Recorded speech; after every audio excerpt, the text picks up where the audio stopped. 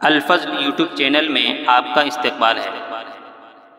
اس channel پر روزانہ قرآن پاک کی ایک آیت تلاوت سماعت ترجمہ اور مختصر تشریح پیش کی جا رہی ہے۔ ویڈیو اپلوڈ ہونے پر نوٹیفیکیشن پانے کے لیے اس چینل کو سبسکرائب کریں اور بیل آئیکن ضرور دبائیں۔ السلام علیکم ورحمۃ اللہ وبرکاتہ۔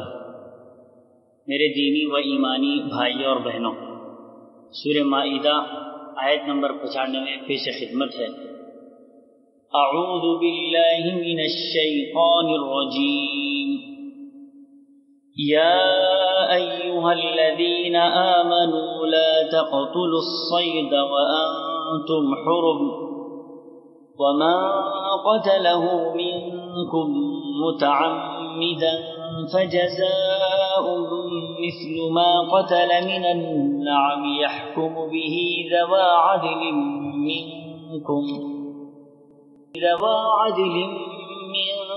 هديا بالغ الكعبة أو كفارة طعام مساكين أو عدل ذلك صياما ليذوق وبال أمره عفى الله عما سلف ومن عاد فينتقم الله منه والله عزيز ذو انتقام۔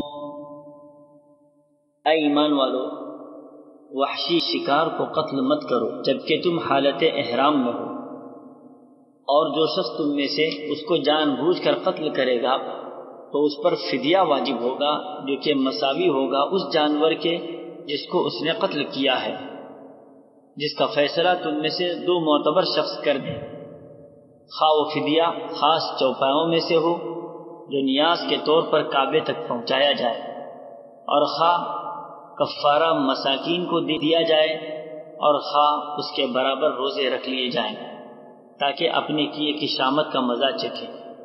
اللہ تعالیٰ نے گزشتہ کو معاف کر دیا، اور جو شخص پھر ایسی ہی حرکت کرے گا تو اللہ انتقام لے گا، اور اللہ زبردست ہے انتقام لینے والا۔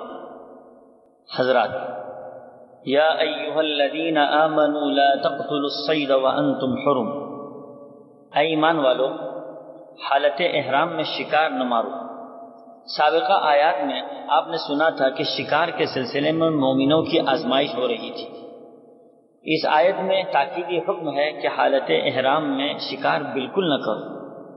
اس کے مفہوم میں امام شافعی رحمۃ اللہ علیہ نے فرمایا کہ اس سے مراد صرف ان جانوروں کے بارے میں ممانعت ہے جو مأکول اللحم، یعنی ایسا جانور جس کا گوشت کھایا جاتا ہے۔ جس کا گوشت کھایا نہیں جاتا تو اس کا شکار جائز قرار دیتے ہیں۔ جمہور علماء کے نزدیک اس میں کوئی تفریق نہیں ہے، دونوں قسم کے جانور مراد ہیں، یعنی ان کا شکار نہیں کر سکتے۔ البتہ ان موذی یعنی تکلیف دینے والے جانوروں کا قتل جائز ہے جس کا تذکرہ احادیث میں ہے، جیسے کوا، چیل، بچھو، چوہا اور کاٹنے والا کتا۔ انہیں کو مد نظر رکھتے ہوئے یہ بھی کہا گیا کہ ان کے علاوہ بھی ان جانوروں کا قتل صحیح ہے جو موذی ہیں، جیسے سانپ، شیر، درندے وغیرہ۔ اگر کوئی شخص منع کردہ جانوروں کو قصداً قتل کرے تو اس پر کیا فدیہ ہے، اس کا تذکرہ کرتے ہوئے اللہ رب العزت ارشاد فرماتے ہیں، وَمَنْ قَتَلَهُ مِنْكُمْ مُتَعَمِّدًا فَجَزَاءٌ مِثْلُ مَا قَتَلَ مِنَ النَّعَمِ۔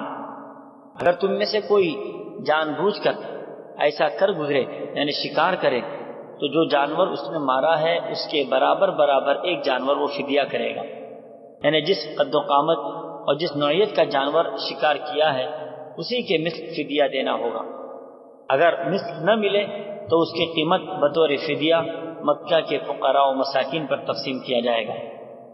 یحکم بہ ذوی عدل منکم ہدیا بالغ الکعبہ او کفارۃ طعام مساکین او عدل ذلک صیاما لیذوق وبال امرہ۔ برابر کا جانور یا اس کی قیمت اپنے خیال اور سوچ سے نہیں لگائے گا، بلکہ اس سلسلے میں دو معتبر اہل علم حضرات اس کا تخمینہ لگائیں گے، اسی کے مطابق فدیہ ادا کرنا ہوگا اور مکے کے فقراء اور حاجت مندوں پر صرف کیا جائے گا۔ اب وہ فدیہ خاص چوپایوں میں سے ہو جو نیاز کے طور پر کعبے تک پہنچایا جائے، یا وہ کفارہ مساکین کو دے دیا جائے، خواہ اس کے برابر روزے رکھ لیے جائیں، یعنی یہ مذکورہ تمام چیزیں اہل حضرات کے فیصلے کے مطابق ہوگا۔ یہ سزا اس لیے ہے کہ وہ اپنے کیے کی شامت کا مزہ چکھے۔ جب انسان کو کسی چیز کی سزا ملتی ہے، خواہ وہ سزا ہلکی ہی کیوں نہ ہو، تو آئندہ اس کے ارتکاب سے اجتناب کی کوشش کرتا ہے۔ عفا اللہ عما سلف، اللہ تعالیٰ نے گزشتہ کو معاف کر دیا، یعنی لا علمی میں یا احکامات کے نزول سے قبل اس طرح کی حرکت اگر کی ہے تو اللہ اس کو معاف فرمائیں گے، اس پر کوئی گرفت نہ ہوگی۔ ومن عاد فینتقم اللہ منہ واللہ عزیز ذو انتقام، پھر جو شخص ایسی حرکت کرے گا تو اللہ انتقام لے گا، اور اللہ زبردست انتقام لینے والا ہے۔ گناہوں پر اصرار خود ایک دلیل ہے بے باکی اور جرأت کی۔ جو آدمی گناہوں کے معاملے میں اگر جری ہو جائے تو اللہ اس سے ضرور کل قیامت کے دن انتقام لے گا۔ اللہ ہم سب کی حفاظت فرمائے اور احکامات پر عمل کرنے کی توفیق عطا فرمائے، آمین۔ وآخر دعوانا ان الحمد للہ رب العالمین۔